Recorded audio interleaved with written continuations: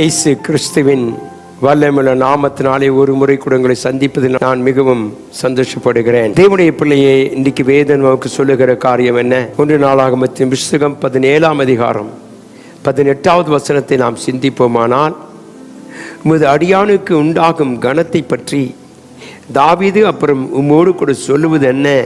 தேவரீர் உமது அடியானை அறிவீர். தாவீது சொல்லுகிறான், தேவரீர் உமது அடியானாகிய என்னை நீர் அறிவீர் என்று சொல்லுகிறான். தேவனை நாம் அறிந்திருக்கிறோம், அவரை நம்மை அறிந்திருக்கிறார். தேவனுடைய பிள்ளையை நாம் அவரை அறிந்திருக்கும் பொழுது நமக்கு கொடுக்கிற காரியங்கள் என்ன? எந்த நிலைமையிலே கர்த்தர் நம்மை அறிந்திருக்கிறார் என்பதை இன்றைக்கு நாம் சிந்திக்க போகிறோம். சங்கீதத்தின் புத்தகம் 31ஆம் சங்கீதம் 7வது வசனத்தை வாசித்தால், உமது கிருபையிலே களி கூர்ந்து மகிழ்வேன், நீர் என் உபத்திரவத்தை பார்த்து என் ஆத்ம வியாகுலங்களை அறிந்திருக்கிறீர். என கண்பான தெய்வ பிள்ளை, சங்கீதக்காரன் சொல்லுகிறான், தேவன் என்னை அறிந்திருக்கிறார். தேவரீர் உமது அடியானை நீர் அறிந்திருக்கிறீர் என்று சொல்லி நாம் வாசித்தோம். என கண்பான தெய்வ பிள்ளையை எதற்காக அறிந்திருக்கிறனால், நம்முடைய வியாகுலங்கள், நம்முடைய வேதனைகள், நம்முடைய பாடுகள், நம்முடைய உபத்திரவங்களை கர்த்தர் அறிந்திருக்கிறார். ஆகவே தான் தேவனை நாம் சொல்லுகிறோம், கர்த்தாவை நீர் எல்லாம் அறிந்திருக்கிறீர், உமக்கு மறைவானது ஒன்றுமே இல்லை என்று நாம் சொல்லுகிறது. காரணம் என்னவென்றால், நம்முடைய ஆண்டவர் நம்முடைய சிருஷ்டிப்பின் தேவனாக இருப்பது மாத்திரமல்ல, நம்மை உண்டாக்கின தேவனாக இருக்கிறார். ஆகவே தான் நம்முடைய ஆத்ம வியாகுலங்களை அறிந்திருக்கிற தேவனாகிய கர்த்தர் நம்மை நடத்த அவர் போதுமானவராக இருக்கிறதை குறித்து வாசிக்கிறோம். ஆகவே சொல்லுகிறான், உமது கிருபையிலே களி கூர்ந்து மகிழுவேன். ஆண்டவரே, எத்தனை வியாகுலங்கள் போராட்டங்கள் இருந்தாலும் உம்முடைய கிருபையை நான் சிந்திக்கும் பொழுது அது எனக்கு மனமகிழ்ச்சியை கொடுக்கிறது என்று சொல்லுகிறான். நம் இந்த உலகத்தில் வாழ்கிற நாட்கள்லாம் உபத்திரவங்களும் போராட்டங்களும் வியாகுலங்களும் உண்டு. ஆனால் அதற்கு மேலாக தேவன் தம்முடைய கிருபை வைத்திருக்கிறார்.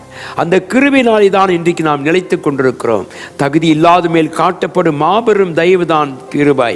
இந்த கிருபையினாலே நீ நிலைத்திருக்கிறபடினாலே உன்னை அறிந்திருக்கிற ஆண்டவர் சொல்லுகிறார், உன் வியாகுலங்களை அறிந்திருக்கிறேன், உன் வேதனைகளை அறிந்திருக்கிறேன், உன் பாடுகளை அறிந்திருக்கிறேன், உன் துக்கத்தை அறிந்திருக்கிறேன். ஆகவே நான் உன்னை அறிந்திருக்கிறபடினாலே நீ பயப்படாதே என்று சொல்லி அதற்கு மாறாக தேவன் தம்முடைய கிருபையை நமக்கு கொடுத்திருக்கிறார். இந்த கிருபையினாலே தான் நானும் நீங்கள் இந்த உலகத்திலே வாழ்ந்து கொண்டிருக்கிறோம். என கண்பான தேவ ஜனமே, இந்த அதிகாலை வேளையிலே இந்த கிருபை நீ பெற்றிருக்கிறாயா? வியாகுலங்களை பார்த்தும் துக்கங்களை கண்டு நாம் சோர்ந்து போகக்கூடாது. ஏனென்றால் தேவன் நமக்கு வைத்திருக்கிற மாபெரும் கிருபை மேலானது. இந்த உலகத்தில் இருக்கிற கொஞ்சம் வருஷங்களும் தேவனுடைய கிருபை பெற்றுக்கொண்டு நாம் வாழ்வோமானால் நம்முடைய தேவனாய் கர்த்தர் நம்மை கைவிடுவதில்லை, நம்மை வெட்கப்படுத்துவதில்லை. ஆகவேதான் வேதம் சொல்லுகிறது, கர்த்தாவே உமது கிருபையிலே நான் களியூர்ந்து மகிழுவேன், நீர் என் உபத்திரவத்தை பார்த்து என் ஆத்மாவை வியாகுலங்களை அறிந்திருக்கிறேன் என்று சொல்லுகிறான். அருமையான தேவ பிள்ளை, இந்த காலங்களில தேவனாய் கர்த்தனை பார்த்து சொல்லுகிற காரியம், என் கிருபையினாலே மூடி மறைத்திருக்கிறேன். அருமையான தேவ ஜனமே, இன்றைக்கு தைரியமாய் நாம் இந்த உலகத்திலே வாழ கர்த்தர் கொடுத்திருக்க இந்த கிருபைக்காய் நன்றி செலுத்துவோம். சத்துரு எவ்வளவுதான் போராடினாலும் அவன் ஜெயம் எடுக்க முடியாது. ஏனென்றால் கர்த்தராகிய ஆண்டவர் அவனை சிலுவையிலே தோற்கடித்து அவர் வெற்றியை கண்டவர். அவரால் ஆகாது ஒன்றுமில்லை. இந்த நம்பிக்கையோடு இந்த நாளை தொடங்கு, இந்த கிருபை பெற்றுக்கொள். தேவன் உங்களை ஆசீர்வதிப்பாராக. ஆமென். கண்களை மூடி ஜெபிப்போம். எங்கள் மீட்பரும் எங்கள் இரட்சகருமாகிய இயேசுவே, கர்த்தாவே, நீர் எங்கள் கிருபை எங்களுக்கு கொடுத்ததுக்காய் ஸ்தோத்திரம்.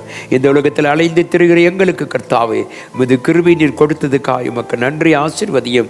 அன்றைய எங்களுடைய வியாகுலங்களை அறிந்திருக்கிறேன், எங்கள் பாடுகளையும் உபத்திரவங்களையும் அறிந்திருக்கிறதுக்காய் உமக்கு நன்றி.